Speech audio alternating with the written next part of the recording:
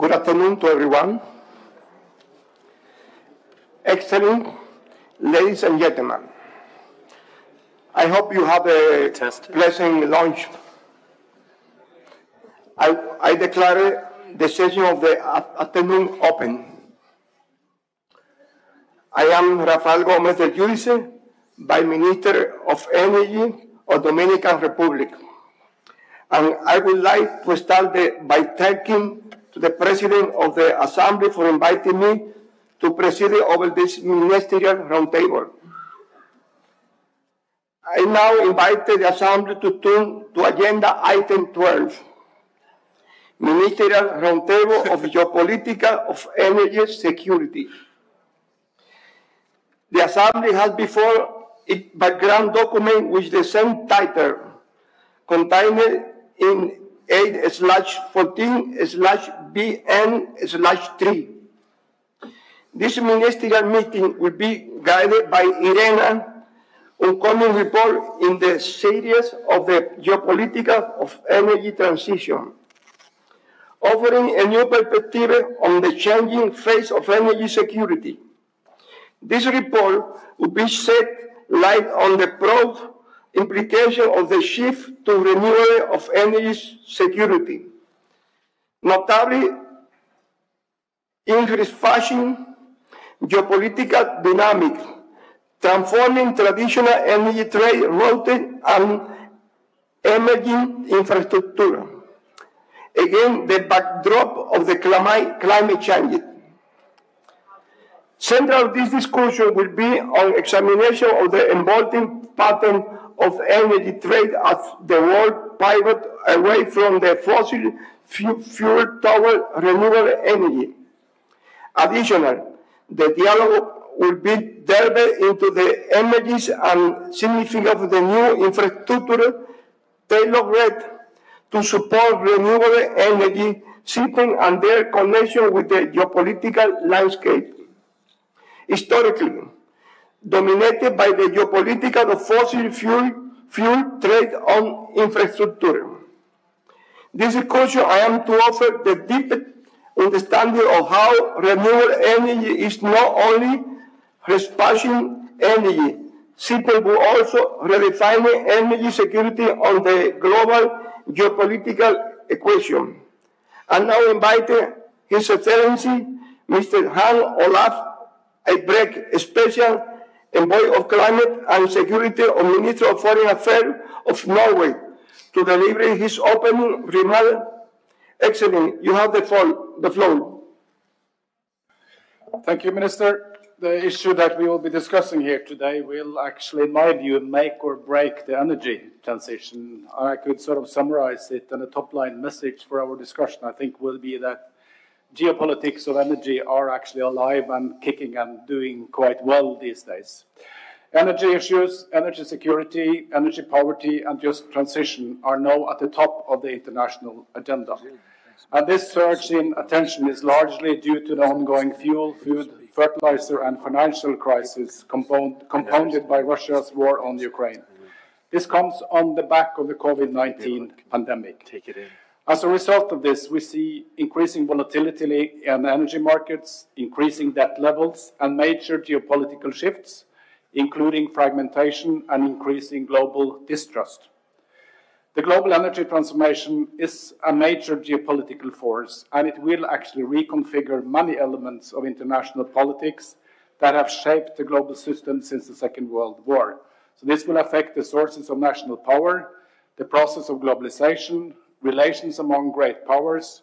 It will create new dependencies, and also it will affect the ongoing economic convergence of developed and developing countries. Trade, once seen as a cornerstone of international relations, is increasingly viewed as a potential strategic vulnerability and liability in an increasingly polarized world. Countries are now also reconsidering traditional energy partnerships, diversifying their energy portfolios, and investing more in renewable energy. And renewables are now positioned as the backbone of energy security, that we will hear more about later in this discussion. And far from fostering cooperation, this will likely produce new forms of competition and possibly also confrontation, long before, as we diplomats strive for, a more peaceful and just world. And maybe I would like to add, maybe a more boring world, and today's energy world is definitely not boring. The global energy transition is accelerating, although unevenly, and we've also heard this in our discussions at the Assembly earlier today. Investments are lagging in many developing countries, leaving actually many countries further behind in this transition. Reaching SDG 7 by 2030 will be a tall order, so we really need to roll up our sleeves in order to meet the targets that we've set. Colleagues, a key question to us as energy professionals is how will these geopolitical shifts affect the energy transition? I'm extremely pleased that IRENA, as the leading global intergovernmental agency for energy transformation, has taken on this issue. IRENA, supported by good colleagues from Germany and the United States and from Norway, we created in 2018 an independent global commission to assess the geopolitical consequences of the global energy transformation. The commission, chaired by former President of Iceland, Ólafur Grímsson, presented its report in January 2019. If you haven't read it, please look it up and start reading it.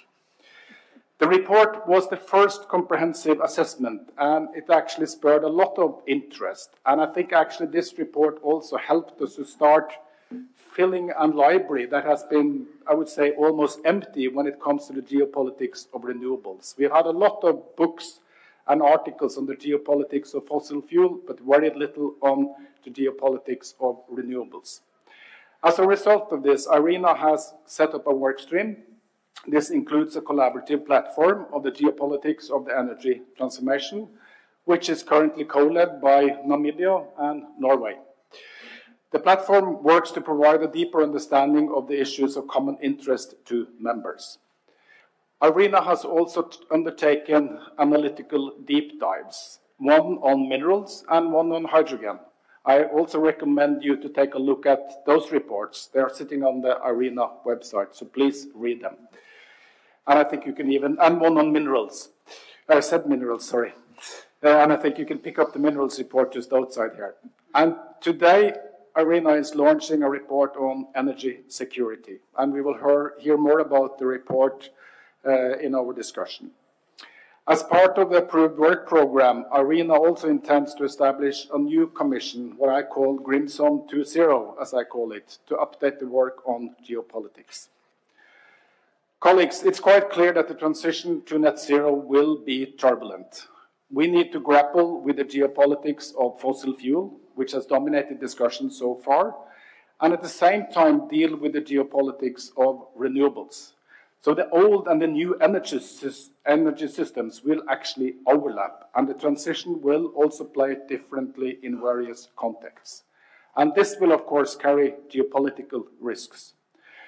Most of these risks are not routinely accounted for by governments and businesses within strategic planning and decision-making. And these risks, if they play out in the wrong manner, could lead to instability or even conflict in certain geographies. So geopolitical dynamics will influence the transition away from fossil fuels that we all agreed to at COP28. Let me also underscore this. There will be winners and losers in this transition. Not all of us will be winners. But at the same time, this transition will also provide opportunities.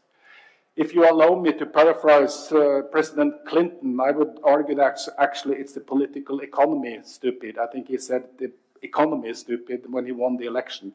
But the political economy of energy matters. In closing, the fact that the clean energy transition will be messy and create new geopolitical risks is not an argument for inaction. Quite the contrary. Approaching the clean energy transition with a clear-eyed understanding of the risks is essential to tackling the climate crisis. And IRENA, with its thought leadership, enhances our understanding to do so.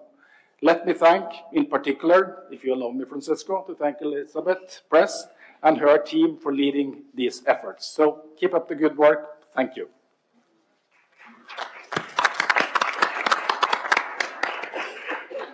Thank you, Johansson, for your remark. I will allow now to invite the Director General to deliver his opening remark. Excellent. You have the floor. Thank you, Vice President. Excellencies, ladies and gentlemen. It's my pleasure to briefly address you at this ministerial discussion on the geopolitics of energy security. Energy security is a topic that until now has not been discussed in the IRENA setting. Last year, the Assembly included this important area in IRENA's mission for the strategic cycle, recognizing the systemic impact of the shift to renewable energy. The acceleration of a renewable-based transition relies on our collective ability to prioritize actions around key enablers, such as the modernization and expansion of infrastructure, policy and market adaptation, and institutional and human capacity. All these areas are strongly linked to energy security, which is still predominantly viewed through the lens of the fossil fuel-dominated area in this geopolitical landscape.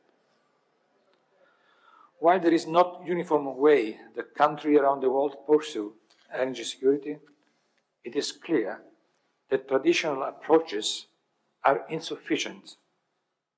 Examples include discussion around critical material and hydrogen, which we already analyzed in depth under the umbrella of collaborative framework on geopolitics. Most of the time, discussion around energy security emerge in the global context at the time of crisis. This is understandable given the close link between fossil fuel and energy security, deeply intertwined with diplomacy and geopolitics. Given IRENA's work done on geopolitics to date, energy security was a natural next step to look into how all aspects of the evolving energy system now will fit together. We are looking to work to airing your views, experience and reflection, also to inform the next phase of our work on energy security. It's also have to be understood that it is not a typical IRENA report. Here is a way of thinking report, I think, where we wish to outline the need for a new paradigm and really wait for your contribution to shape our future work.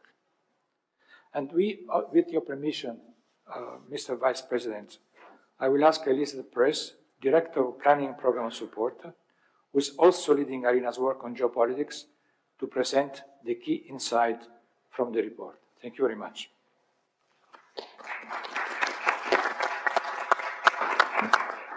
Thank you, Director, for your work.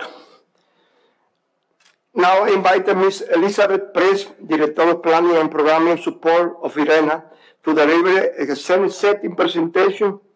Mrs. Press, you have the word.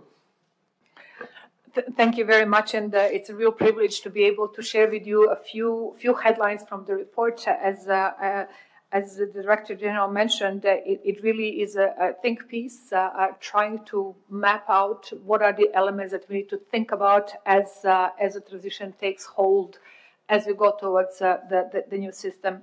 And as Nora pointed out in the beginning, there was not much work around geopolitics and renewables.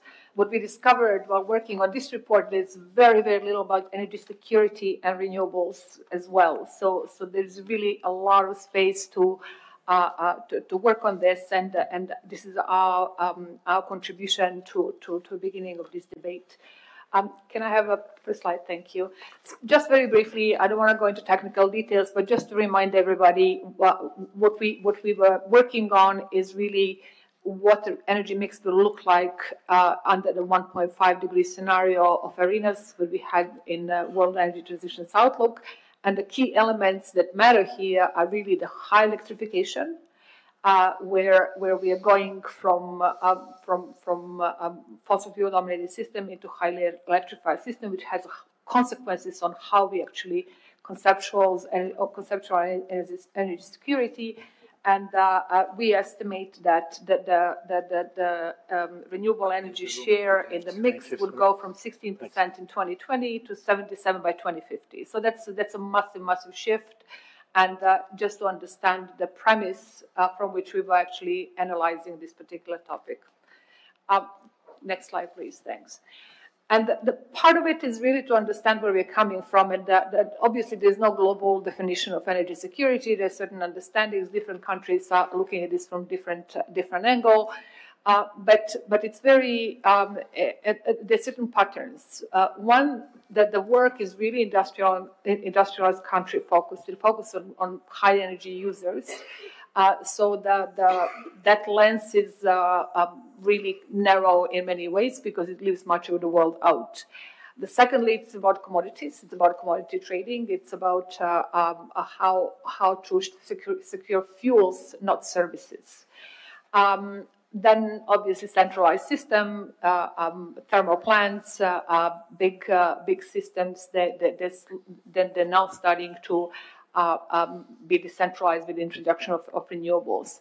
A huge environmental footprint, as we know, that really is not even accounted for in the consideration of energy security. Energy poverty as well, not considered, and very much a short-term supply-oriented. Again, we're talking from a geopolitical perspective, so not a national perspective, because some of these things are handled internally in quite some detail as we were reviewing what different countries are doing. Next slide, please. The fact is that we are talking about energy transition, but there's hard facts on this. 86% of world's population lives in net importing countries of fossil fuels, and these are huge numbers, and also a good background to think about how do we, one, get the benefit out of the transition in the way that national budgets work and the way that impacts socioeconomic footprint, but at the same time to understand what do we need to do in a transitional period and how we can manage two systems in some ways while we are moving forward. Next slide, please. Another interesting thing, I just pulled out a few examples from the report to illustrate the magnitude of change that is undergoing. And, we know that shipping is a huge sector in the context of decarbonization, a large priority, but also understanding how the shipping sector itself would be changed if the fossil fuels are rapidly reduced, because currently about 40% of all products transported by shipping are fossil fuels and derivatives. So there is the consequences of the shift are way beyond just the energy mix. It actually is a lot larger across sectors. Next slide, please. Now, so what is it that matters in the electrified world that renewable energy brings that is more service-orientated, that is not a commodity-driven, that is very much decentralized, inclusive, bringing stakeholders in that are traditionally not players in the energy system. And when we were working on the energy security, geopolitics on hydrogen and critical materials, it was also very interesting because these topics were picked by countries because they were worried about what is happening there and what it does to look deeper at what is happening. But as we work on energy security, all of that comes together. And one of the key points that we want to make is that we should not be picking parts of the transitional issues. We should look at it holistically into what are the changes and how we can move these things in the way that we are not creating liabilities 5, 10 years down the road. So one of the key points is that fuels will take a back role and access to technology will be the front and center of everything. Because if you're harnessing domestic resource that everybody has to a certain extent, the question will be, do I have the technology? Where this technology comes from? What are the supply chains? What are the value chains? Who I need to work with to make sure that I'm safe in the long term?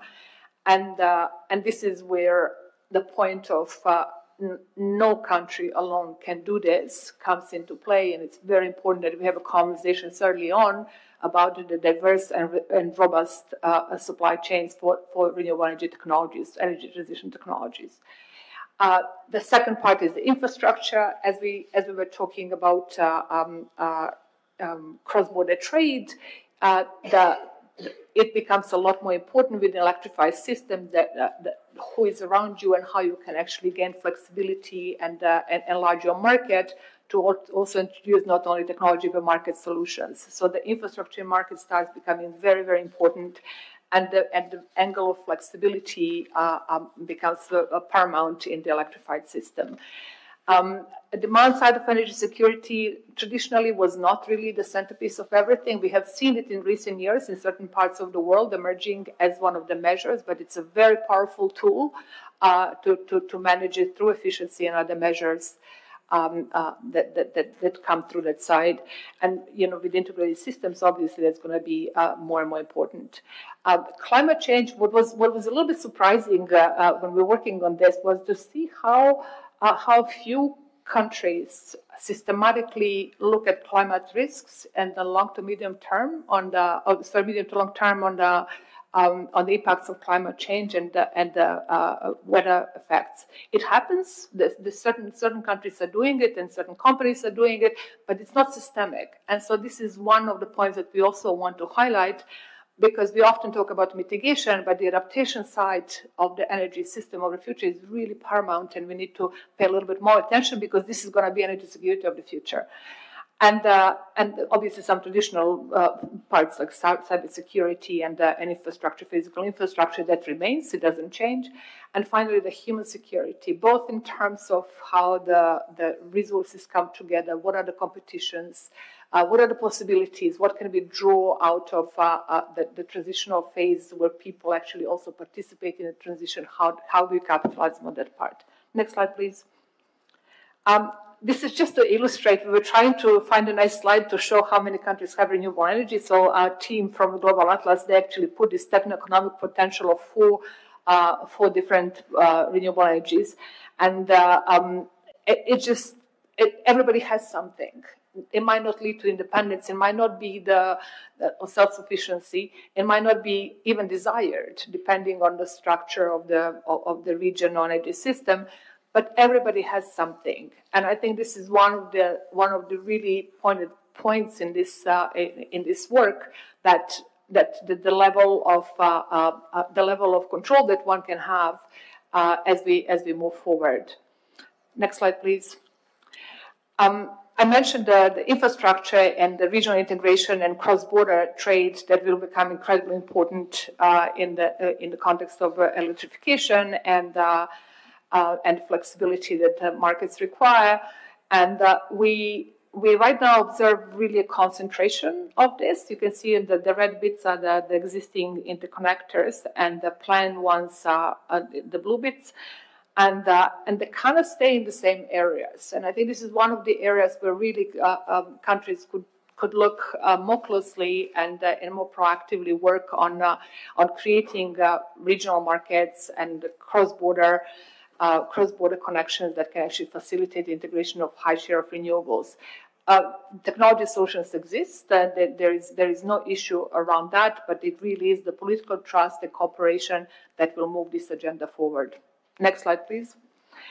And we reflected a little bit on other parts beyond electricity, so hydrogen, critical materials. We did not go in depth because we have analyzed that previously. There was no reason for it, but I wanted to include this slide because I think it's very interesting to see how the hydrogen infrastructure is evolving in terms of where the new pipelines or existing or planned, and where the hydrogen storage is being planned, and the concentration of players that they see themselves part of the global trade in hydrogen. And we will continue to monitor how this evolves because it has an impact and implication across the board, both in the regions where these developments are occurring, but also for global trade and codependencies and interdependencies in the long term. Next slide, please. We offered a set of recommendations. We were focusing mostly around the transitional phase. What should be done in the short to medium term? What should we pay attention at as we move forward?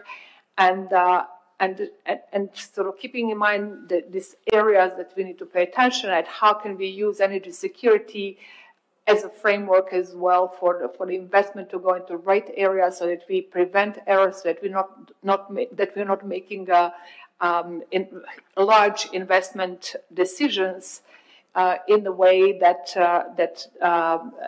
is not sustainable in the long term. So we have made this set of the recommendations, thinking about that we're going to end up in the electrified, renewables-dominated world. And amongst other things, the conversation that we can have in this setting will be absolutely critical. So I will stop here because we really want to hear from you and have a little bit of a conversation about the context. And we will have the report online, I think in a minute. I think maybe it's already online, but we printed a set of slides as well that are on your desks if you want to take a closer look at that. So thank you very much for your attention, and I'll hand it back to you. Thank you.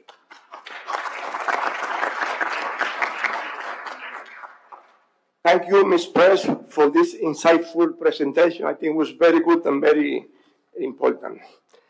During the next segment of this Ministerial Roundtable on the geopolitics of the energy security, we will be hearing insight from the high-level panel of speakers on the subject matter. The discussion will be moderated by Mr. John Defterio, visiting professor of business of University of New York. University of New York, Abu Dhabi, followed by the reflection on common closing remark. Let me now hand over the moderator over you, Mr. Defterio. Mr. Gomez, we've become very good friends over the last couple of days here, so we're doing so many sessions together. Special Envoy, thanks for the invitation, and congratulations, Elizabeth and team, on the report. I had an early copy to prepare for this roundtable. I think it's excellent that we have so many participants. You can see by the audience in the room how everybody sees the geopolitics of energy. I think it's a highlight for IRENA in 2024, of course. And through COVID-19, a series of conflicts and bottlenecks at the major arteries of the world for trade, due in part because of conflicts, we've had to learn about the geopolitics of energy in hyperspeed, if you will. The UAE consensus, and obviously the COP Troika, gives a phenomenal opportunity for a pivot point to accelerate the transition, I think. I think we've learned through experience that when there's a crisis, global countries can rally. I think that's the case during COVID-19.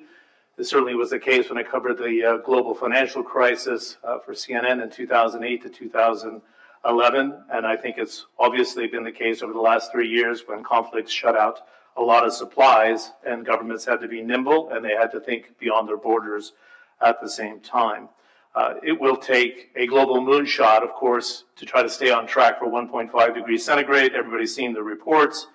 3 times renewables capacity by 2030, 2 times reduction in energy, reductions in emissions and boosting efficiency. And we don't talk about it in this room because it's renewable space, but there's a pledge at COP28 as well to try to triple the deployment of nuclear energy in more than 20 countries. I want this to be as open as possible. They've given me a license to do so. You can all make a statement for the 3 minutes, but we're extremely tight on time because we're trying to wrap up in 40 minutes. We have 7 ministers and international organizations and 1 from the private sector. Mr. Rahman, thanks for responding to the call to get the private sector around the table. So let's be realistic on the statements, keep it short. For the other 11 that are not in the core 7, I would suggest not going to the statement and make comments related to both the report and the most urgent matter in your country today. I also would like to follow up on some of your statements, if you go in that direction, to drill down a little bit to the link of the geopolitics of energy. I'm not being aggressive, I'm just looking for a little more dialogue without the written statements in front of us. The Commissioner of Energy is here from the European Commission. It's great to see her, Kadri Simpson. We've done a number of events in in the last 2 years together. I know the great priority she puts on the geopolitics of energy, which is at the forefront of the European response. So I'll take the floor to you. I'll leave the desk and we'll go from there. Thanks very much. Thank you, John. And indeed, for us, our global partnerships have been essential since Russia started its manipulation. So you all witnessed the difficulties in the previous couple of years due to the very high energy prices. But Europe was in the front line in that regard. And our reading from the previous 2 years was that our consumers, our households, had to pay extremely high prices, not because of our climate ambition, not because we were promoting renewables, but on the contrary, because we were not green enough, because we were too dependent on fossil fuel imports. And to respond to this challenge, of course, we had to prioritize green transition. We had to prioritize energy efficiency. And past year and the year before that, Europe significantly reduced its CO2 emissions. So we were in this position where there was a decision to be made. Will we switch back from gas that we lost to Russian unilateral action to coal, or will we promote renewables? We did the latter. That allowed us to replace significant share of natural gas with renewables and allowed us to stabilize markets first in Europe, but this played an important role also globally. As you saw from Elizabeth's slides, Europe has the most advanced interconnected electricity grid, and that was also the key, that we were able to electrify and replace natural gas in many sectors with electricity. And it is not only EU 27 member states who are interconnected, and we truly believe that interconnection is a key, because fragmented markets will make energy transition too expensive. But since 2022, we also interconnected Ukraine's electricity grid and Moldova electricity grid with ours. So despite the Russian attempts to destroy civil infrastructure in Ukraine, we have been able to keep the lights on, and we have been able to provide civilians in Ukraine, despite these atrocities that Russia is committing, access to electricity. And I think that this is also a lesson to be learned, that if military attacks will target thermal power plants, but also hydro dams, then renewables, wind and solar, can provide regional alternatives to this destruction. And from our side, we are supporting our neighbors, also with homegrown renewables. And this is only possible because we have built out an advanced electricity infrastructure, and that really plays a role in this very volatile world.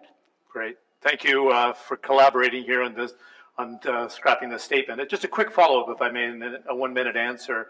What did we learn from the energy crisis over the last 3 years of Europe? Was there an over-dependency, and we have to map better, not only for natural gas and not be over-dependent on one country or the other, but to make sure that the energy system's robust to take in this investment into renewables? What was the key lesson you learned from that, Commissioner?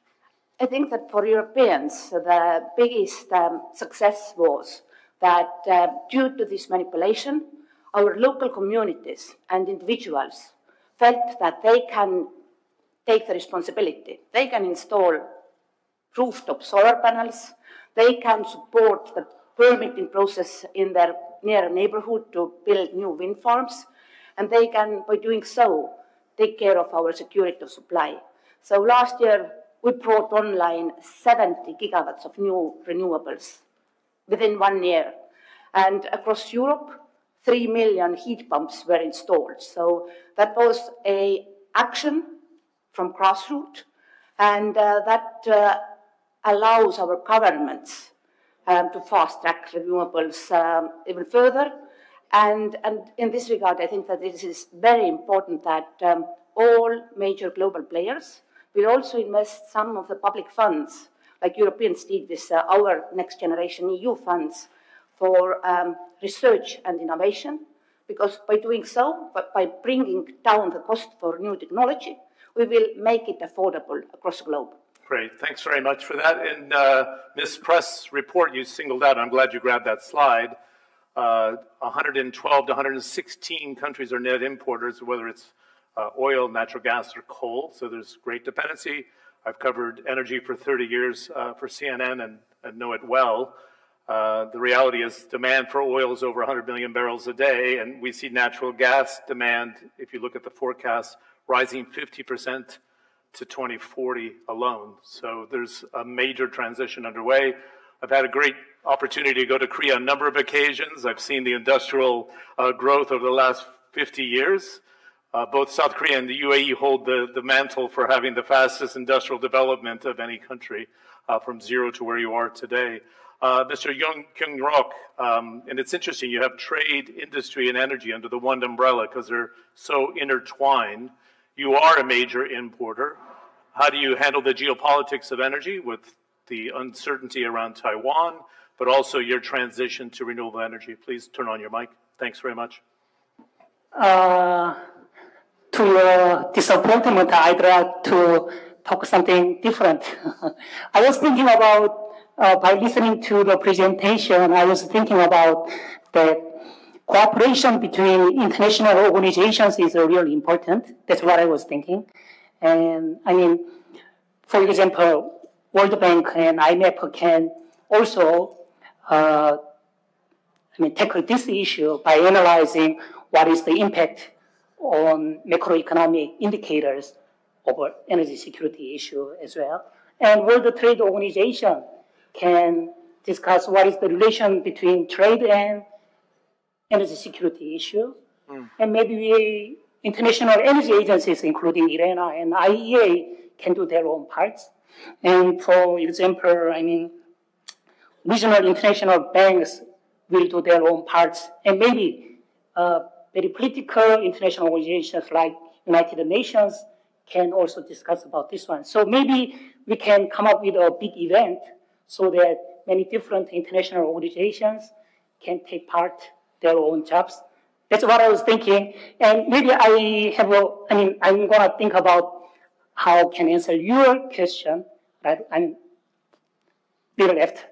No problem. Are you suggesting, though, that the international lending institutions focus more attention on investments in renewables than in terms of serving as a guarantor to some of the investments into the renewable space, and particularly in what is defined the developing world today? Okay, very good. If I may, I was going to call on the Minister of Cyprus. Don't mean to surprise everybody, but you're part of the core group we wanted to introduce. You're an island state. You're sitting on a lot of natural gas resources. You've made it a priority to transition into renewable energy. You've got a lot of potential on both solar and wind, of course. Could be a hydrogen center. Mr. Papanastasiou, do you want to address core issues of the report that just has come out? Elizabeth laid out a number of topics in her initial statements here for us to think of. The geopolitics have stood in the way of development of the Eastern Med in many respects as well. The floor is yours. Thanks. Yes, thank you, John. Cyprus is sitting in a geography where turmoil is quite common, especially these days where we have this aggression between Israel and Hamas. Recently, we have seen the Iran attacking Israel. So you understand Cyprus is a place where we see quite often some activity which impacts immediately energy. And Cyprus is a net importer of fossil fuels, and sitting in a place where indeed there is wealth out there in the exclusive economic zone of Cyprus, natural gas, the decision has been made consciously to move very fast to green transition, simply because, for one simple reason, that we are in more control of our destiny by having renewables in the country.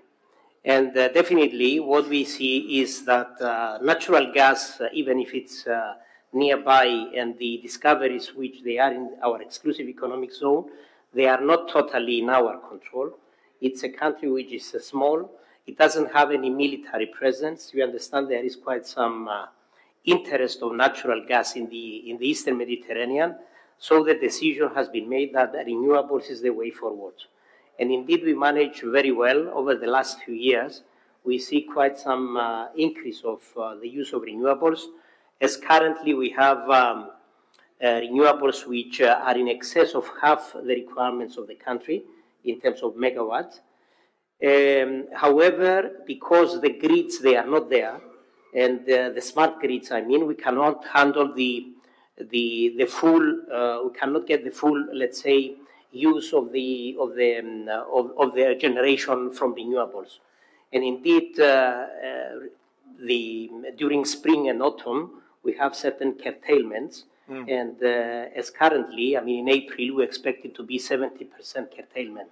So you understand it's a lot of lost green energy, which we are taking very seriously because we rely totally on fossil fuels. And this is what our next target is to remove as much as possible of the fossil fuels in the power generation and move rapidly from conventional power generation to renewables. However, you understand that we need, despite the technologies having been developed, you understand that in a small island which doesn't connect with anything, and the last effort we are making, and the most recent effort that we are making is to connect the country via interconnector.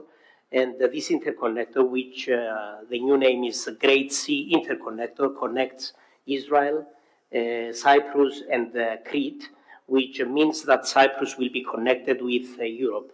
And if we manage to get this niche market of electricity connected to a major electricity market of the EU, you understand that it's like having a unified electricity market, which Cyprus can enjoy the prices that electricity is being sold at the retail price, I mean, of electricity. As currently, Cyprus has one of the most expensive electricities in Europe, most probably in the world. And I will give a few figures just for the people to understand. I just need you to conclude in a minute, though. Yes, just to say that we have the retail price of 33 euro cents per kilowatt hour versus the neighboring country of Greece, which is close to 16 euro cents per kilowatt hour. Thank you very much. Great. Thank you very much for the review and the holes in the system, if you will. I never realized that Cyprus has the highest energy costs. I know as an island state, it's a challenge. Ms. Anna Shipsberg is the Deputy Assistant Secretary for Energy Transformation within the Bureau of Energy Resources of the Department of State. My daughter interned at the Department of Energy last year, and she said, that woman's got a lot of girl power. I don't mean that cutely, but she did look up to you, and you're a torchbearer for her future, if you will. I know how active the Department of State has been on the energy transition, and during the crisis we've seen over the last 3 years that I talked about. How would you like to address the geopolitics of energy today? As I said, when there's a crisis on the table, the world can rally. Do you want to pick it up from there, please? Absolutely. I mean, there's many ways to address energy security. There's a lot of options there's a lot of options. Traditionally, we always looked at it as the movement of fuel, availability of fuel, its impact and balance of payments, and then the ability for it to be used for coercive reasons. And we are more than happy, of course, to come and help partners around the world during crises. What we also see, though, is the ability to now mitigate some of those risks with renewables. Elizabeth made a comment before that some countries look at climate change as part of their national security agenda. The United States is one of those countries. We take it seriously because it can cause humanitarian crises, displacement. And so renewables can be a contributor to that because energy is, of course, 75% of greenhouse gas emissions. With that said, we do not want to end up in the same place that we've seen our energy resources lead us to, which is dependent and often in a play of manipulation. And so when we look at the inputs that go into renewables, even though they're temporally different, fuel needs to move on a constant basis to provide us with output. versus the raw materials that go into renewables. Once they go into an asset, that asset lasts 30 years. Temporally, it's different. Nonetheless, the amount of critical minerals we need to ramp up the clean energy transition and all the clean tech is so significant that if we don't fundamentally change the way we look at these things and the way we invest in these projects and how we diversify, we will have similar risk points, and we can't afford those risk points, which is why the United States has spent a significant amount of time with its partners, including with Europe, with Korea, developing a mineral security partnership that is focused on investing in critical minerals for the energy transition, because we want to make sure that we are mitigating energy risks, not creating new ones. Okay, can I do a quick follow-up with you? Sure. Keep your mic on. I just chaired a private roundtable in London, which brought together bankers and international organizations and African companies looking to get investment. You know this effort by Saudi Arabia to create the super region from Central Asia to here in the Gulf down to Central Africa for critical minerals. And the G in governance holds back investment in Africa. It's come out in the reports. I saw it in the introductory remarks that they're getting less than 10% of the overall money deployed to developing markets. It's just a small fraction of what's out there. How do we, if we're looking to triple renewable capacity by 2030, you do need to unlock this idea of money going into Africa and the rest of the developing world that sits on resources, of course. But there's a lot of talk, but not a lot of money getting funneled. How do you see that happening? Because if you need the minerals quickly, you need to get through the governance question marks that are there. Absolutely, and it's a very opaque and volatile market. With that said, we can't have ESG issues in critical minerals that go into renewables that are supposed to save the planet, because then we're not really saving the planet, are we? It's the reason we are working with African countries on projects, on their regulatory frameworks, on ESG. We've identified a number of projects in Africa that the mineral security partners are actually reviewing, and some of them have actually received commitments of possible financing through our agency and DFIs. So we see that opportunity. What we understand is that we need to go in, we need to support these countries on the regulatory front, we need to help them identify investment, and we have to make sure we're partners along the way, and we help identify offtake. Without that, there's no way we will build that scale. Okay, very good. Thanks for taking the follow-up. I'd like to call on Ms. Lisa Cummins, as Minister of Energy and Business from Barbados, another government that's decided to link energy as a strategic nature to business and pulling in FDIs. I wanted to commend IRENA again. The development of the SIDS on the agenda has completely transformed the whole dialogue within the COP process. So congratulations. You've heard a lot. I'm sure you have a different perspective of what the energy transition looks like, but also bringing FDI into Barbados. I know the work that you're doing. Before you take the microphone, I've got the IEA and Mr. Lamont from EDF to weigh in. The rest of you can just turn your placard and I'll call on you. I think that's the best way to do it most efficiently, because we have 20 minutes less. Please, go ahead. Thanks.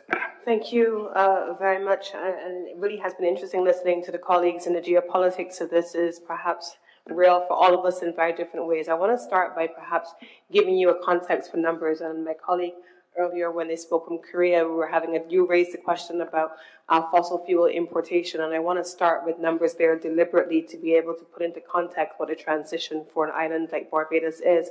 And going back to the presentation coming from IRENA on the importation, the net import bill for countries. In 2018, Barbados imported $582.2 million in fossil fuel. 2019, $579 million. 2020, $431.1 million. In October of last year, we hit an all-time high, and we had imported $982 million worth of fossil fuels. That's not an insignificant sum. In particular, when we then balance that against what the investment in renewables and the transition looks like, we have started to estimate what it would cost a country like Barbados that doesn't just import the fuels, the fossils that we're transitioning away from. We're importing 100% of the infrastructure for solar PV.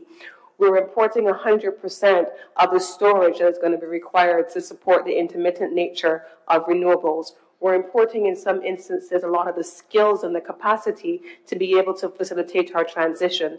And so it means that the geopolitics of this for a small island like Barbados is linked not simply and narrowly to the importation of fossil fuels and replacing that with renewables, but we're replacing it almost with an import substitution model of a different kind in this instance, which is highly dependent on developed economies.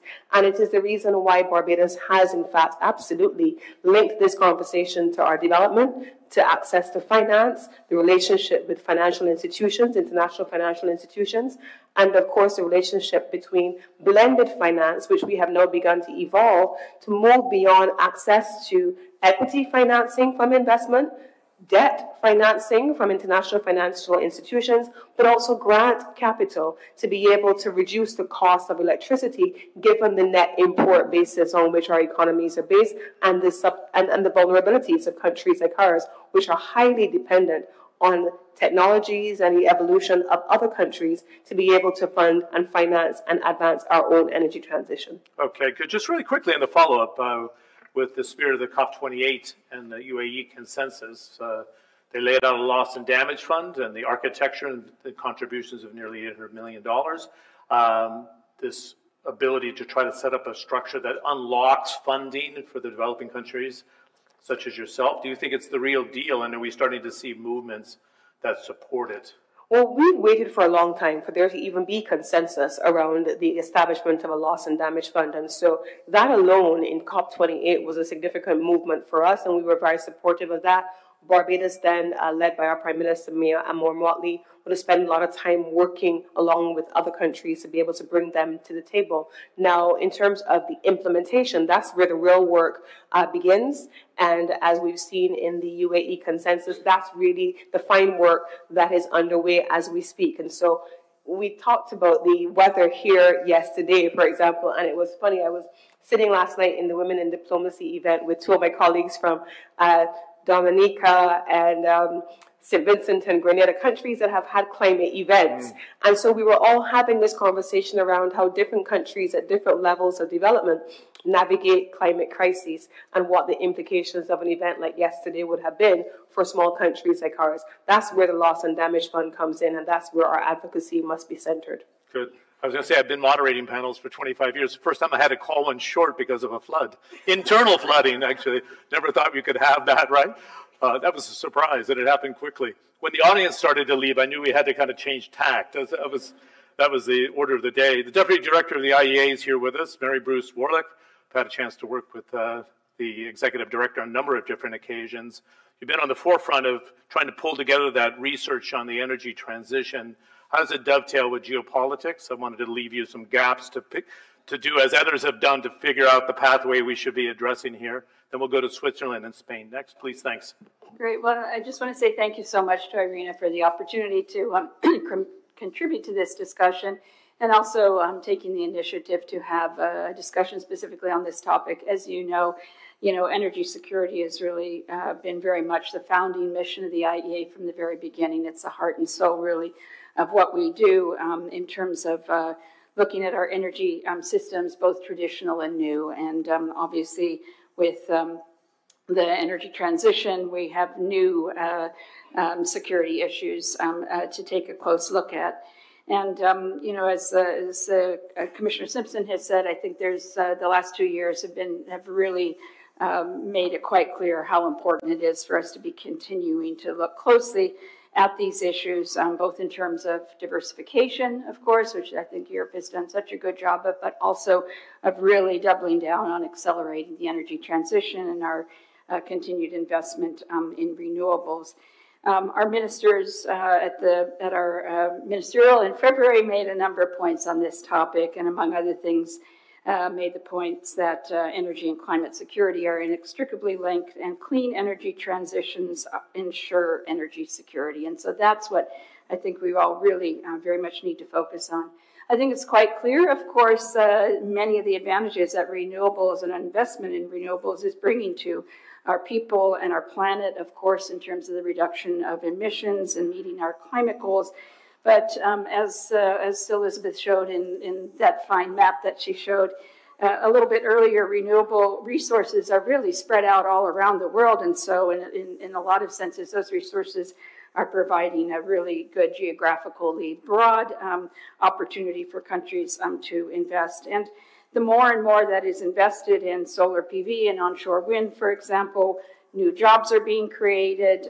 These are the cheapest forms of electricity generation in most countries, and thereby contributing to affordability. In fact, just to use one data point, according to our analysis, EU electricity consumers have saved an estimated 100 billion during the 2021 to 2023 period, thanks to newly installed solar PV and wind. So lots of advantages there. But the challenges are certainly ones we need to focus on as well, even as we really step up increased investment in renewable power capacity and growth, the whole subject of grids and interconnections, the resilience of our power systems is coming to the fore. That's a subject we've been looking at really closely on at the IEA, and I know is a lot of interest to countries all around the world. And of course, we really need to be focusing too on the resilience and diversity of clean energy technology supply chains, something we've been looking at closely, not only with regard to critical minerals, as has been touched upon, which is obviously truly important, but also the concentration of the production of many of these technologies. So this is causing lots of countries to think about their industrial strategies and so forth. And so I just, finish up by saying that I think as we're, one last point, because you touched on financing. This is a critically important one, as has been mentioned, because, and again, an area we've been focusing on really quite a lot. That is the question of the cost of capital and the access to financing in emerging and developing economies in particular. And those are the parts of the world that we need to, and the specific financing issues that I think we need to look at even more closely. And then working together, I think, is going to be so important as we look to try to really look ahead to what the new challenges may be and will be as our energy systems continue to evolve. Okay. Thank you very much, Mary. I like the idea of South Korea. You don't want just another event for the sake of an event, but one that is actually highly focused on unlocking financing for the energy transition in the developing world. I know the global south is not the most popular term these days. You don't want north versus south, but one that's actually directed in that area. And I think the UAE is hosting the global stock take to take a read going into Azerbaijan of where we are, and that's a good pivot point for it. Mr. Rahman, thanks for your patience. And as an organization, we thank you for jumping in because we wanted to get the voice of the private sector. He's the CEO of EDF, and then I'll pick up all the other countries that have their placards up, including Germany in the back row there, Marcus. Please, just turn on your microphone. Just be cognizant of time for sure. Thanks. Well, first, thanks very much for the invitation. Feels like a privilege and a responsibility to speak as a company in such a gathering of policymakers of very important countries. So I'll try to be short and share with you what security of supply means for a company that supplies electricity. It basically means that we want to be able to deliver electricity to our customers, millions of customers, 24/7 and low carbon. That's really how we define security of supply. Today we are delivering millions of customers. We are low carbon at 91% of what we deliver. And of course, this takes a diversity of solutions since many years that we have built in several countries. Thank you very much for the report. The report was really spot on, I believe, showing really that we are at a pivoting moment between previous dependencies and with potentially the benefit and the risk in shifting into new type of dependencies and basically moving from reserves and the security of supply of fuel sources to technology supply and the necessity to be flexible because we are basically delivering electricity which is difficult to store. So we are creating new dependencies between each other more locally on the ones who want electricity at one moment and the others who don't want electricity at that moment. Geopolitics, I'm not an expert of that, I'm sorry, I'm just a company leader. But the impression I have is that geopolitics may start from one village to the next. When you have in one place, you have one windmill, and the other one, you have a solar panel. Geopolitics can start there. And we have, as a company, we have to manage these dimensions from the local level to, of course, the multi-continent level. Few tips on how we address these topics. First, a company normally considers that fair trade, is the best way to ensure that things go smoothly over time. So we try to apply this and to make sure that we can source and dispatch our technology and our power in the most smooth way. Nevertheless, of course, things occur that can impact regions and the world potentially. And to prepare ourselves for these type of events, we try to work first on our supply chains to make sure that we, wherever we can, we go for shorter supply chains. We avoid to have too long supply chains or too dispatched supply chains. And where we can source local, we source local. That's the best way to prevent from disruptions. And in this respect, we are trying to build more and more regional supply chains, notably in Europe, for all the technology. Second, we try not to depend on one source or one technology. A diversity of solutions will be needed to be successful in the transition, also because we need to deliver permanently. So we need renewables. We need also dispatchable capacities to make sure that we ensure a balance. And that's where we continue to work to develop as aggressively as we can all of these technologies to shift to more power, which at the end of the day is the best way to be successful in our common journey of decarbonation. Thank you very much. Thanks. I love how a CEO of a major energy company says you don't like to get stuck in geopolitics, but Christophe de Margerie told me the same thing, and so does Patrick Pouyanné of Total. Peace be upon Christophe de Margerie. But the politics do get in the way of some decisions. I mean, we even have a stretch target of tripling nuclear capacity. Is that a good idea by 2050 to complement what's being done on transition? Can you do that in 30 seconds, and then we'll move on? Well, basically, I think any region has to decide which mix of technology they want for achieving transition. Overall, to deliver 24/7 in power, which is basically what customers expect, you need a mix of solutions, which is providing low carbon generation as much as you can from wind and solar, plus hydro, by the way, which is sometimes forgotten in the renewables as well. But as well some dispatchable capacity to offset the intermittency that Cyprus has been very well describing just earlier on. And this mix, in this mix, with today's technology, nuclear is part of the solution. So tripling nuclear by 2050 is a big challenge, of course, from an industry standpoint. But yes, it's part of the solution, and that's where we are working. Great, thank you. I'm not going to be rude to my friend from Switzerland, but I have a lot of names in front of me. Yours is not one of them, so I wouldn't make it the anonymous transfer to Switzerland, but you take the whole country on your shoulders. You can introduce yourself on this one. Thank you. Benoit Reva, State Secretary from Switzerland. While talking about energy transition, we spend a lot of time talking about additional renewable sources.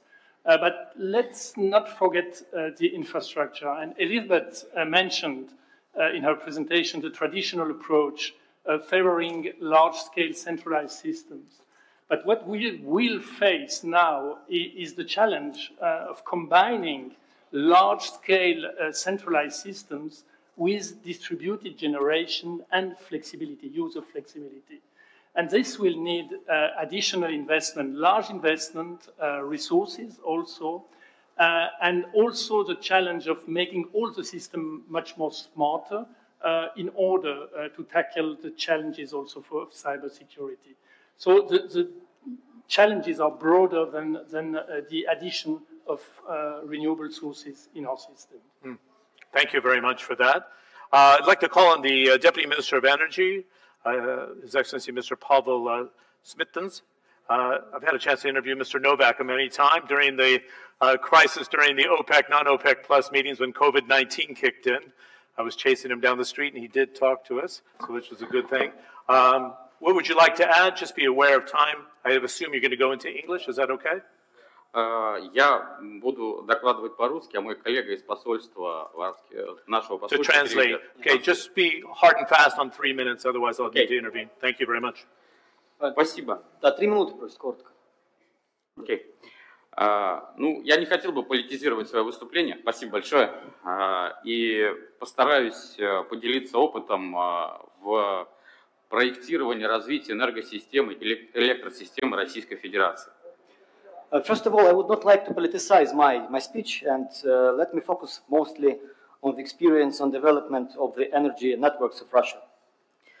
Учитывая постоянно растущие потребности в энергетических мощностях, развитие сектора ВИА дает, в свою очередь, в повышении энергобезопасности свою часть из-за более коротких сроков строительства и за счет постоянного снижения стоимости производства электрической энергии на объектах возобновляемой энергетики.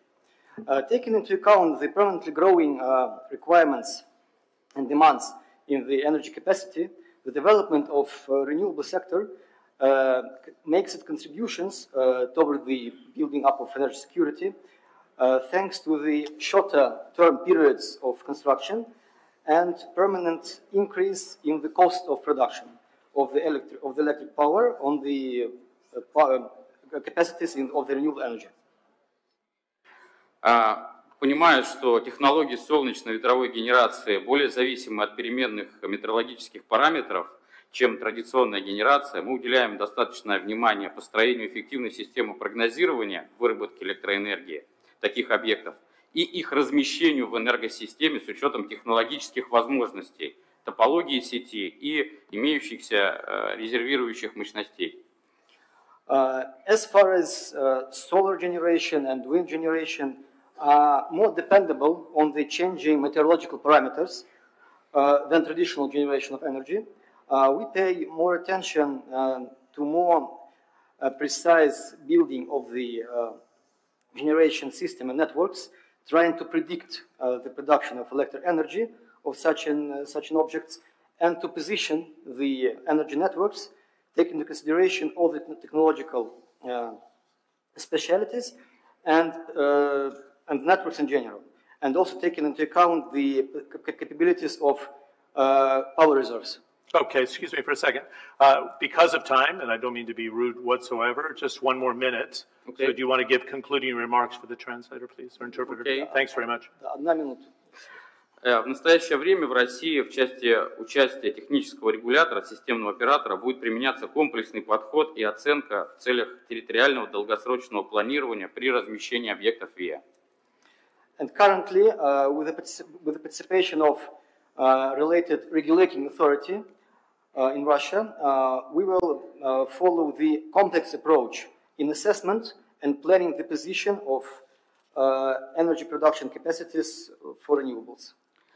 Мы будем уделять достаточное внимание сетевому строительству, в том числе на основе технологий постоянного тока и строительству гидроаккумулирующих станций. Most of all, we will focus on the building of new networks based on the technology of constant current and technologies of hydropower.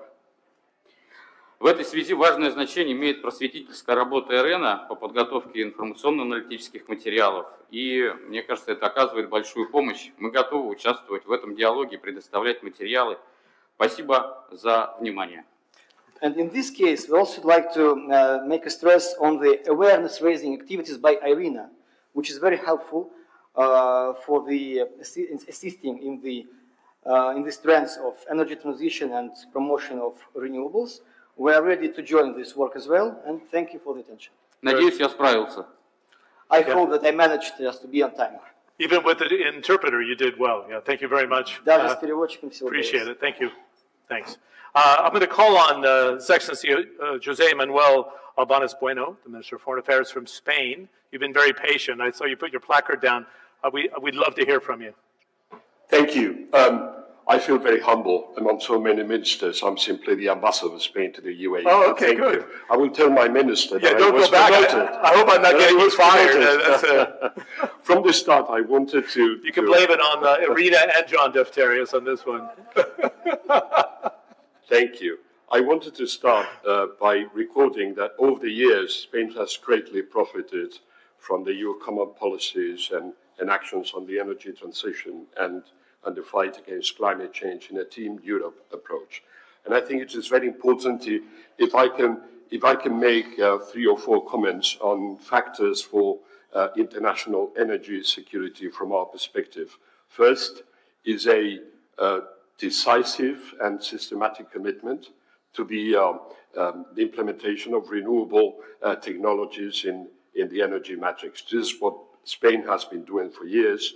And last year, renewable energies exceeded 50% of electricity generation for the first time. So first, it is essential to have local energy sources. And within the range of these sources, I think renewable energies are the ones that offer greatest security and sustainability. And their deployment not only benefits climate change and air quality, but also holds the promise of a more secure and sustainable future for all. Second comment, we believe that the location of distributed renewable energy, such as energy communities, serves to increase security of supply and to empower the population by involving them in the energy transition. Third, I believe that the shift from a system of large fossil generation nodes to a system with sizable renewable generation nodes, but with many, many distributed renewable nodes, storage and demand-side management via flexibility, makes energy systems much more resilient and much better able to withstand external stresses for whatever reason, be it climate change or security of supply. And finally, because it's been raised, I'd like to make a comment on trade.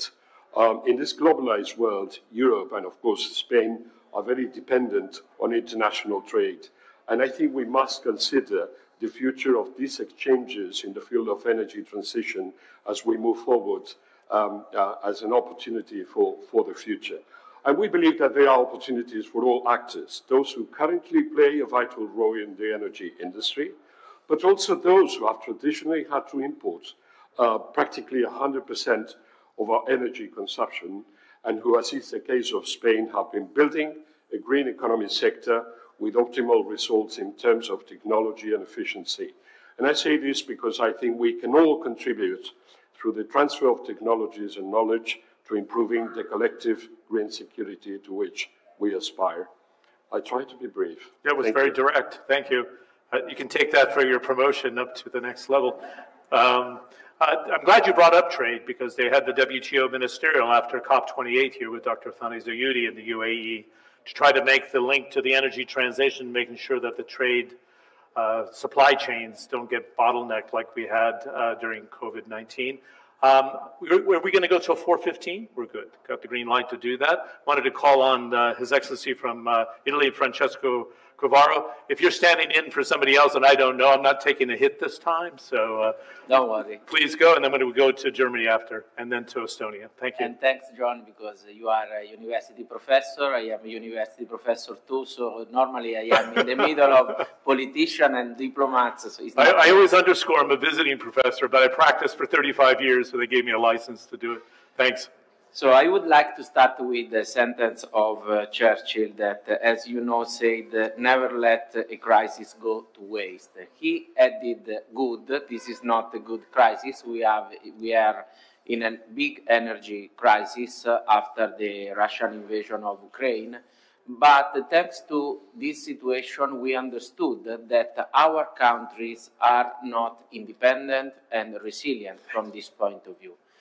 Under this aspect, the role of renewable energy, energy efficiency, innovation, clean technologies increase a lot their roles. And this is extremely important. In Italy, we are working a lot at the national level and moreover in the G7 presidencies to increase the renewable energy installations. For which reason? Because on one hand, it reduces dependency on international energy markets and mitigates the risk associated with geopolitical tension. On the other side, we need new infrastructures, and these infrastructures can be an opportunity for new jobs, for younger generation, but not only for younger generation, for our citizens. Thanks to this transformation presents an opportunity for nations to strengthen their energy independence and resilience. And from this side, Italy wants to remember the role that we have inside the European community. The Team Europe is thinking to do this together, not alone. And another important aspect connected with the role of renewable energies is the possibility to discover, to give a new awareness to our citizens, to give them the possibility to become producer and not only consumer. This is a new thing, a new mind that is necessary to develop as soon as possible. And finally, in conclusion, as you know, the transition to renewable energy represents a pivotal shift in the concept of energy security. From this side, Italy is strongly committed, and we want to put this under the attention of also COP29.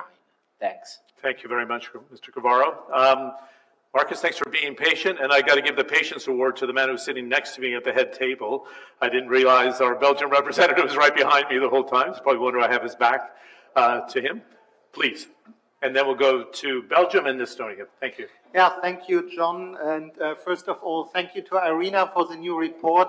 Hans Olaf has alluded in the beginning already to the fact that Germany, together with some other countries like Norway, like our host country UAE, we have supported this work stream in the past and will continue to support it. Instead of making a long statement, let me just say I would like to thank her and fully align with the statement made in the beginning by the EU Commissioner Simpson. She caught the relevant points. I think the last 2 years have taught us that energy transition is not just, in quotation marks, a climate policy imperative, but also a security policy imperative. But then again, in the new report, you also mentioned that basically renewables are superior to fossils in terms of that they are less likely to become weaponized. And this is surely true, and you showed some good slides for that. But we have to manage, and this is what's in front of all of us, we have to manage this upcoming intermediate period while we go there, and this might be an interesting and sometimes messy ride. So I would just like to close by saying also in our recent national security strategy from Germany, we learned the hard way. We learned it the hard way, and we said, okay, we need diversification and resilience by means of renewables, and also in the transition period. Thanks, John. Very, very good. I guess when we talked about, Mr. Cavaro talked about the never waste a good crisis, so to speak. This was the lesson in Germany, right? Because the LNG clearance to respond to that initial challenge and then the deployment into renewables was very, very swift moving. Mr. Philippe Henry, thank you. You're representing Walloon, but you're also in the Ministry of Energy and Infrastructure. I wanted to make sure, Netherlands, I was going to call on you. Are you back in, or do you want to go off? Well, we'll make time. No worries. We got you. Thanks. Please, Philip. Thank you very much. Good morning, everybody. Good afternoon. Small countries are sometimes hidden, but well present. Thank you very much. I would first bring fully support to and underline the need to bring this topic on the table, but it's a complex topic, as we heard in several interventions, that encompasses many subjects that deserve in-depth discussions. In the short time we have, I will only take the opportunity to identify a couple of points. First, a future energy mix dominated by the renewables and low-carbon energy, such as solar, wind, hydrogen, modern biomass, is more likely to have a national and regional footprint, implying that a convergence between energy security and sustainability could be possible. Countries shifting towards more decarbonized domestic energy sources are likely to be more self-reliant and less dependent on the global trade of energy, especially if coupled with efficiency and sufficiency measures that reduce the overall energy needs and its critical raw materials needs. Of course, we should be wary of creating new dependencies, particularly on a limited number of suppliers or critical raw materials. And in addition, renewable energy, while low in operational costs, requires high upfront investment costs, both for the renewable energy installations and for the energy system as a whole. That's why the investment, as it was said, in grids are paramount. And furthermore, the intermittency of renewables poses a significant challenge for security of supply. Solutions to match demand and supply are needed, both in the short and the long term. Nevertheless, coupled with energy storage technologies, a renewable-based energy system, utility scale or distributed, can further support energy security. That's why I find this subject very interesting. I suppose we'll still have further discussions later on that subject. Thank you very much. Thanks again for your patience. Again, another government that's bundled in the energy security, climate, infrastructure with economy, right? Because they're so tightly interlinked. We have time for two more. Thanks for your patience here. Katrin Sarsulu Layachi, I hope I said that remotely close, not bad, okay? It's yours, and then we'll finish up with Netherlands. Thanks. Thank you, John. Thank you for giving me the floor. It's certainly true that the clean energy transition will not remove politics from the energy sector. The landscape of energy geopolitics will just change. We are seeing first signs of that already now, where countries that have relied on exporting fossil fuels and thus enjoyed significant degree of power are looking into new fields of economic activity in the production of clean energy or elsewhere. Therefore, energy resources will continue to be used as a tool of influence. Estonia has already felt these new dynamics. For several years, we enjoyed almost full energy independence thanks to our local fossil fuel oil shale. This provided the bulk of our energy production and was concentrated in only one region in Estonia and the northeast. For the obvious reasons, we are moving now away from oil shale, and in recent years, we have been much more dependent on electricity imports from neighboring countries. This brought us low electricity prices for several years, but also raised the question of security of supply, as we witnessed during the energy crisis, which started in autumn 21. It has now become clear that the balanced energy policy will require a massive increase in the domestic production of renewable energy, investments into dispatchable power plants, as well as even more interconnections.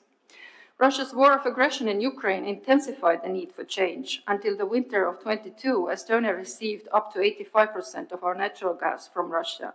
Soon after the war in Ukraine escalated, we ended all gas imports from Russia and started cooperating with Finland to bring a floating LNG terminal into our region. Today, Estonia imports gas in the form of LNG from Norway and the United States, which Russian imports banned by law. Similar changes have taken place throughout the European Union. Estonia is proud that the EU has divorced itself from Russian energy imports and set clear targets to phase out remaining imports as soon as possible. This is why we in Estonia like to think of energy security in broader terms. Yes, the essence of energy security is the availability of energy resources, but nowadays we also have to consider the affordability of energy, the sustainability of energy production, and in the case of energy imports, the political aspects as well. Energy is becoming more and more one of those areas where states seek to use energy supplies to manage tensions in their relations. This can make the threat of cutting off energy supplies, as Europe has experienced in the past and the present, or by imposing sanctions as means to respond to aggression.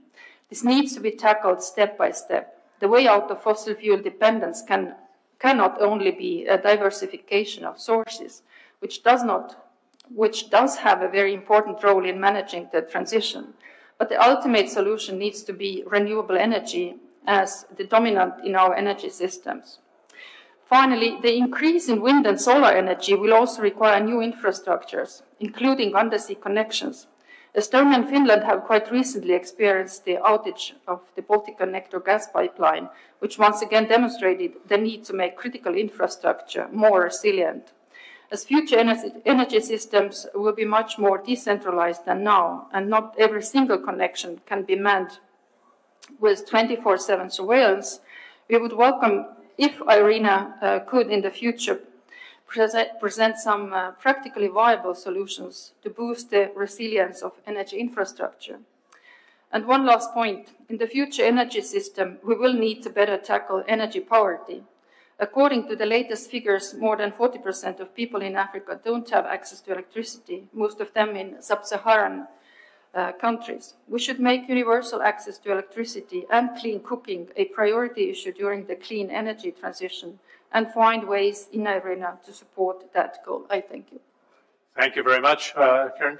Catherine, you raised the point about Africa. We have Ethiopia, Guinea, and others around the table, and it remains a black eye for our global society. I think in the 21st century, we have 675 million people without access to electricity on a daily basis, which is pretty extraordinary in itself.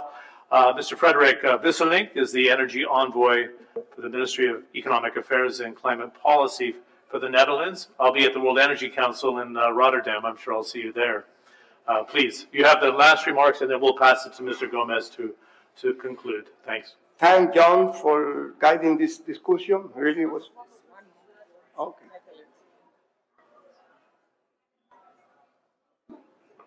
Yes, I'm here. Thank you to make the last remarks of the day from the audience. I will be very short, but first, thank you for the presentation.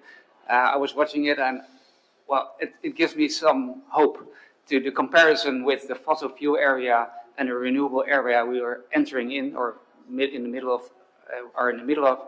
It is quite give me some optimistic feelings because the dependency in the fossil fuel area are much more than in the area we are entering. So this is very good message, and I really want to call upon everybody not to address energy security and renewable energy, the energy transition, as separate policy issues. They are two sides of the same coin. So more renewable energy is enhancing our energy security. Let's take that as a starting point from now on. Just two short remarks on increasing of renewable energy and building green partnership.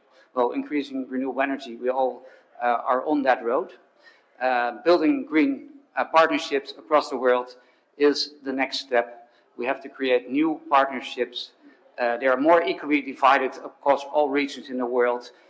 For the Netherlands, it means partnerships on green hydrogen. We are very, very well placed. Within Europe, it was shown on the map. We are the entry point of green hydrogen in Europe. We can divide it across Europe. This is an example of the new dependencies and the new green partnerships. And finally, within Team Europe, we are working on also in the global gateway, the EU global gateway, to enhance this new green partnerships. Thank you. Thank you again for the contribution. And I think even the IRENA report on geopolitics of energy could serve as good data points for next week, I think, right? Because it's at the core of the conversations in Rotterdam. I'd like to pass over to Mr. Gomez. I think we have one more contribution gladly from Africa and Namibia. Is that correct? Thank you, John. Thanks for guiding the discussion, and thank to all the participants of this discussion. I would like to invite His Excellency Ms. Cornelia Chilunga, Nambian Deputy Minister of Mine Energy, to share the reflection. Excellent. The word is yours. Thank you very much. Your Excellencies, distinguished delegates, ladies and gentlemen, thank you for the invitation and congratulations to IRENA and Madam Elizabeth Press in particular for the report. I would also like to thank IRENA for an insightful work on this topic and all who have offered their perspectives and insights on the topic. It has been an incredible, rich discussion. Allow me to highlight some of the messages that have emerged. Every country is unique with its needs and has some form of renewable potential which can enhance its energy system resilience. Harnessing domestic renewable resources potential can have a manifold effect. It can increase energy autonomy and resilience, decrease import dependencies, and therefore minimize vulnerability to geopolitical and fuel price shocks. As the share of renewable increases, more systemic changes emerge. This in turn means that energy security also requires multi-dimensional thinking. We reflected on context in different countries and regions, underscoring how important it is to tailor solutions to local situations. There is an opportunity to proactively shape this system so that the energy security considerations are integrated from the outset. For instance, developing countries can play an important role in diversifying supply chains to make them more resilient. As infrastructure is modernized and expanded, we have to consider issues such as flexibility, cross-border trade, and demand, as per the presentation by Madam Press on the report. Efficiency, for instance, can be a powerful mechanism for energy security, and climate change impacts which we already experience need to be systemically integrated in energy security plans, given the expose of the infrastructure. Ladies and gentlemen, before I conclude, I would like to share the Namibian experience. My country. Namibia stands at the forefront of this challenge, intricately tied to the uninterrupted flow of resources. With our reliance on petroleum and electricity supply from the region and beyond, any disruptions not only escalate energy prices, but also impede socio-economic progress. Elevated price strain household budgets, exacerbating inflation and restricting access to vital services. Yet, Namibia holds immense potential. We are endowed with abundant renewable energy resources. We possess the capacity not just to meet our own energy needs, but to contribute significantly to global energy security and combat climate change. Exploring innovative pathways, such as exporting renewable energy in the form of green molecules of hydrogen, presents opportunities for forging mutual beneficial partnerships. Embracing renewable energy not eases eases geopolitical tensions, but also stimulates economic growth and safeguards the environment. However, this transition necessitates collaborative efforts from governments, industries, and civil society to foster a robust and inclusive energy ecosystem. Namibia recognizes that geopolitics of energy security underscore the urgent need for a paradigm shift towards renewable energy solutions. As we confront the challenges posed by supply disruptions and geopolitical tensions, renewable energy emerges as the cornerstone of a sustainable and secure future. By harnessing the vast potential of renewable sources, we can mitigate the risks associated with dependence on fossil fuel and create a more resilient global energy landscape. Through international cooperation and strategic partnership, we can leverage renewable energy to not only address immediate security concerns, but also promote economic growth while forging ahead with industrialization agenda and contribute to environmental sustainability and geopolitical stability. Let us therefore commit to embracing renewable energy as the cornerstone of our collective efforts to navigate the complexities of energy security and build a brighter future for generations to come. That's the end of the Namibian experience. getting back to the reflection, I would then like to inform that I will share the summary of our discussion to the Assembly plenary tomorrow, ensuring that we capture the momentum for future deliberations. And I would like to thank you, Excellencies, ladies and gentlemen, and I thank you, Mr. President.